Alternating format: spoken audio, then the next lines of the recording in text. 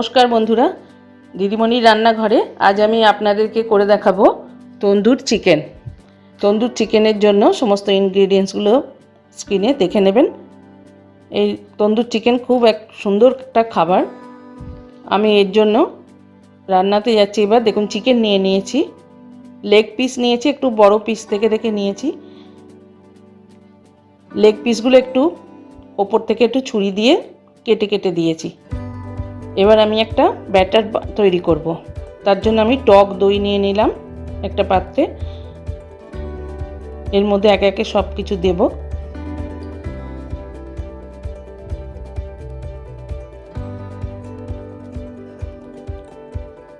এর মধ্যে আমি আদা গুঁড়ো দিলাম, রসুন গুঁড়ো দিলাম। আপনাদের কাছে যদি গুঁড়ো না থাকে তাহলে বাটা দিতে পারবেন, মানে পেস্ট দিয়ে দেবেন।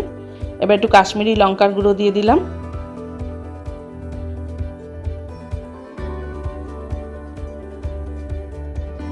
তন্দুর মশলা দিলাম, অবশ্যই তন্দুর মশলা দিতে হবে।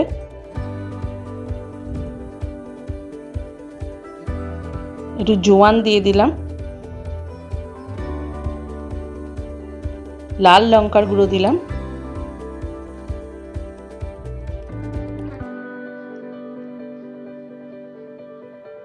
স্বাদ মতো নুন দিয়ে দিলাম। মাংসটা যতটা পরিমাণ বুঝে নুনটা একটু দেখে নেবেন। এবার আমি একটু ছোলার ছাতু দিয়ে দিচ্ছি, যাতে নুন দিয়েছি আর চিকেনটা ম্যারিনেশন করার পর জল কাটলে তখন এই ছাতুটা অবজর্ভ করবে।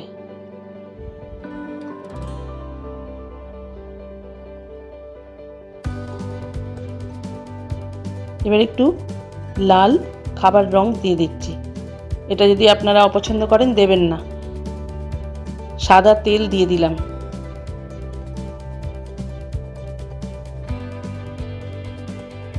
এবার আমি ব্যাটারটা তৈরি করব।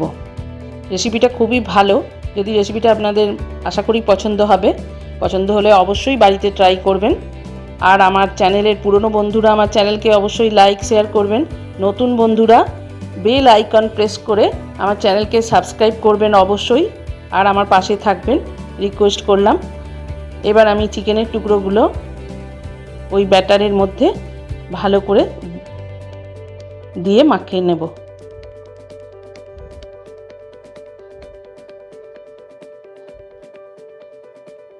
চামচে হচ্ছে না, তাই আমি হাত লাগালাম।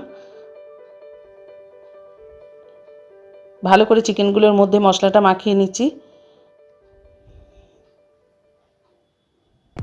একটু বড় বড় পিস নেবেন, খেতে ভালো লাগে, দেখতেও ভালো লাগে।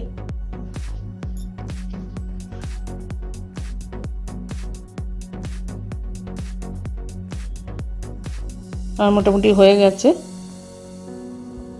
এটা আমি ঘন্টা খানেকের মতো ফ্রিজে রাখবো। এটা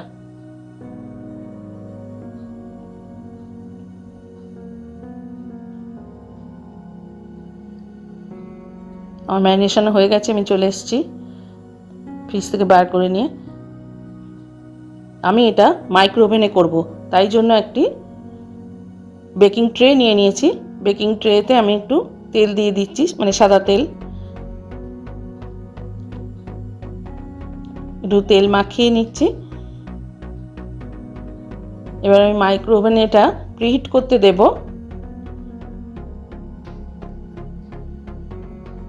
এবার আমি এটা মাইক্রো গ্রিলে 10 মিনিট প্রিহিট করতে দেব।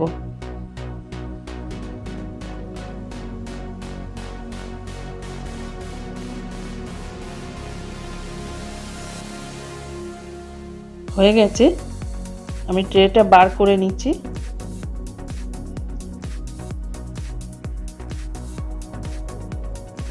এবার এর মধ্যে চিকেনগুলো যতটা ধরবে সাজিয়ে দিচ্ছি।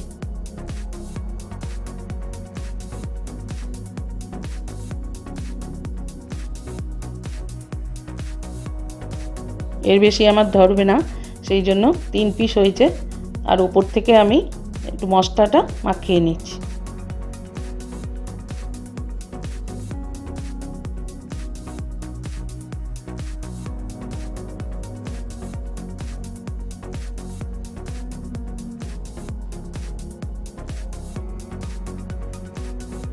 আবার আমি এটা মাইক্রোওভেনে ঢুকিয়ে দিলাম। এবার আমি দেখুন কনভেকশন মোডে 180 ডিগ্রিতে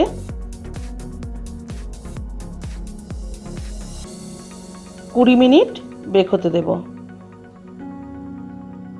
কনভেকশন মোডে 180 ডিগ্রিতে 20 মিনিট আমার হয়ে গেছে। এটা এক পিঠ হয়েছে। এবার আমি এটা উল্টে দিচ্ছি।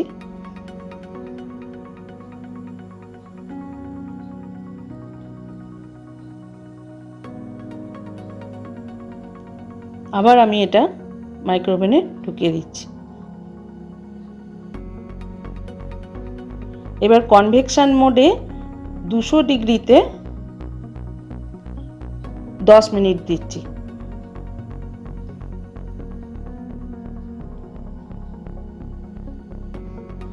দেখুন এদিকটাও হয়ে এসছে, কিন্তু আবার যদি আমি উল্টাচ্ছি, দেখুন এদিকটা হয়ে গেছে, এই উল্টাচ্ছি, মনে হচ্ছে আরেকটু হবে এদিকটা, সেই জন্য আরেকটু আমাকে বেক করতে দিতে হবে। আমি আরও 5 মিনিট বেক করতে দিচ্ছি। 200 ডিগ্রিতেই 5 মিনিট দিচ্ছি। দেখুন হয়ে গেছে, এবার একদম রেডি। আচ্ছা, এটা হয়ে গেল। আমি এই 5 মিনিট পরে এটা বার করে নিয়ে তাহলে মোটামুটি হয়ে গেছে। এবার দেখুন তাহলে 180 ডিগ্রিতে আমি দিলাম 20 মিনিট, আর 200 ডিগ্রিতে দিলাম 15 মিনিট। হ্যাঁ, মোট হলো 35 মিনিট। আমি 35 মিনিটে পুরোটা কমপ্লিট হলো। এবার আমি আর এক রাউন্ড দিয়ে দিচ্ছি, যে কটা আছে। একটু বড় পিস বলে সময়টা একটু বেশি লাগছে। এবার গ্রেভিটা আমি মাখিয়ে দিয়ে দিয়েছি। পুরো গ্রেভিটাই মাখিয়ে দেবেন, নষ্ট করবেন না। সেম প্রসেসেই আমি আবার এটাও করে নেব।